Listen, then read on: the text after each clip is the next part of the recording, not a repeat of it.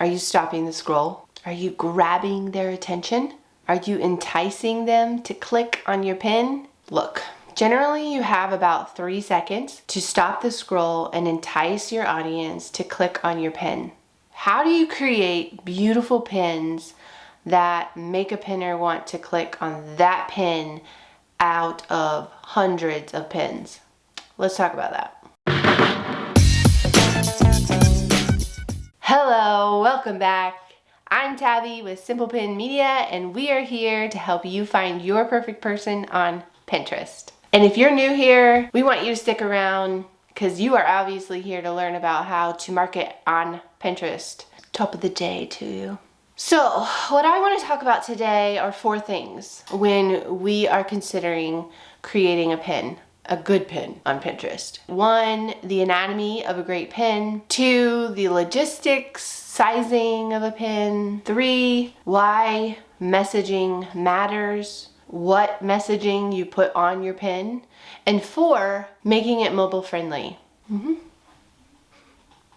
Let's get to it. Number 1, the anatomy of a great pin. First of all, a great pin has great imagery. So what I'm saying here is I want you to have high quality imagery. I also want you to consider what is in the image. Typically, what we've seen as we've managed hundreds of accounts, lifestyle images, lifestyle photos of a product or whatever you're talking about generally do better than just a stock image of a product. Consider those things when you are crafting or creating your images, or if you're using stock images, make sure they're legal for 1. Number 2, make sure they are something that when you look at it, you think, oh yeah, that looks pretty, that makes me feel good, that interests me, that makes me want to learn more about it.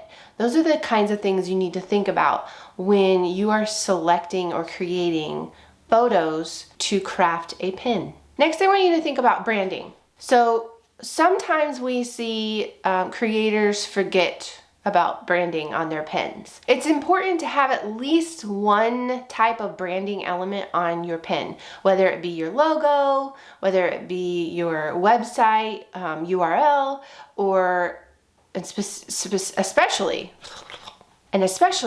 I think you should consider your branding look. Another aspect of anatomy of a great pin would be your text overlay. Tell a story with your text overlay. Now, hear me loud and clear here, people. Do not write out a literal story on your pin.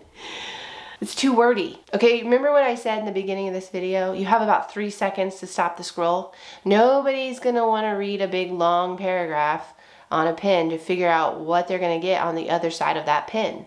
Make it quick, poppy, enticing. Let them know exactly what they're gonna get on the other side of that pin. That's what I mean by telling a story. Number 2, pin size matters. Just kidding. All too often we see creators use square pins. Just throw it up on Pinterest and call it good. Pinterest recommends a 2-to-3 ratio, like 1,000 by 1,500 pixel image. Now, if you are in the e-com space or the food space, sometimes creators like to go a little bit longer than that, and that's okay. Oftentimes, that is an advantage because you can showcase various images. You can stack images to show different aspects of a product or different views of food making process, things like that. Just make sure if you are going longer with a pin that you limit it to 600 by 1260 pixel. Okay, so number 3 is more just an extension of what I said earlier about text overlay. You want to make sure you are creating really good pen copy that 1 is interesting, and 2 is direct, and 3 tells the pinner exactly what they're going to see or get on the other side of that pin. Because here's a mistake that people make. They make a beautiful pin, and it's a good pin. People want to click on it, and they click on it, and they get great engagement on that pin. They even get good click-through on that pin. But then, if that pin is not telling the pinner the exact same thing that your blog site, your blog post is saying, or the same thing that your product is saying, then your bounce rate is gonna be high. So you wanna make sure that the pinner knows if they click on this pin, they're gonna go get exactly what they thought they were gonna get. Your pin copy matters. What you say, how you say it matters. So really you want your messaging to be consistent everywhere. Your pin copy, your pin description, even all the way over to your landing page. Got it? Good. Lastly, I want to talk about making your pins mobile friendly. Whenever we talk about pins being mobile friendly, it's like, oh, yeah, duh, that makes sense. But then when you're a creator and you are on your desktop creating these pins on, whatever creative software you're using, Canva, Adobe, PicMonkey, whatever it is, you're on your desktop. So that's your frame of reference. You need to remember to keep mobile in mind, because your pins do look different on desktop than what they look like on somebody's phone. And about 80% of Pinterest users are on their phones. So important. What does mobile friendly even mean? Let me tell you. It means you want to use bold, easy to read fonts, contrasting colors that make the pin pop. If you're going to move into Pinterest ads, aka promoted pins, before you start putting money behind the pin, make sure you upload it onto Pinterest and check on your mobile device to make sure the pin is mobile friendly. Okay, now if your branding is more muted or there's a lot of script font, you might want to consider combining that with sans serif, something that's simpler, easier to read, sans serif, such as the font sans serif or sans serif. I don't know how to say that one, but you know what I mean.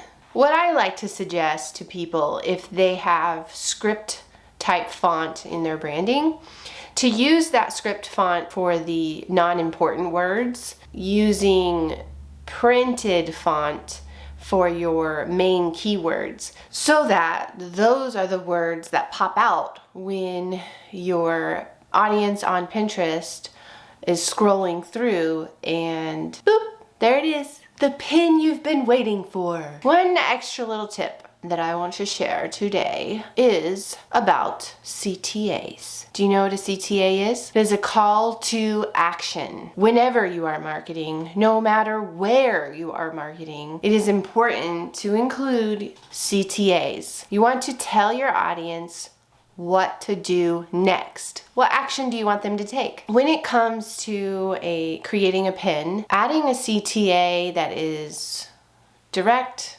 short, sometimes even indirect, is great. Now, I don't want you to limit yourself, but here are a few little ideas. Shop the look, enroll now, start planning. Let's wrap this puppy up. Today, we talked about creating great pins that make your audience want to click on it. And we create great pins by analyzing and perfecting the anatomy of a pin, making sure that the pin is the right size for Pinterest, making sure your messaging on the pin is on point.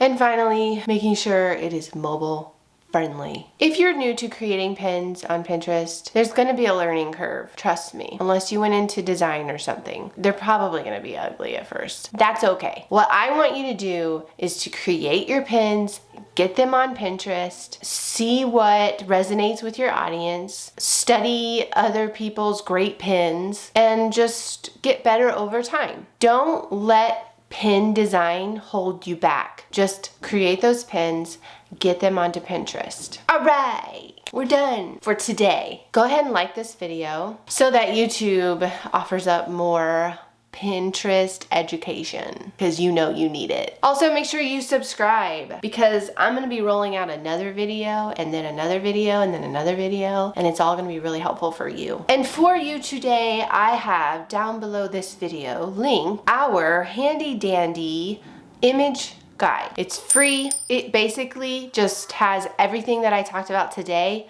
on paper for you, and it looks pretty. So might as well get it. That is all. See you next time.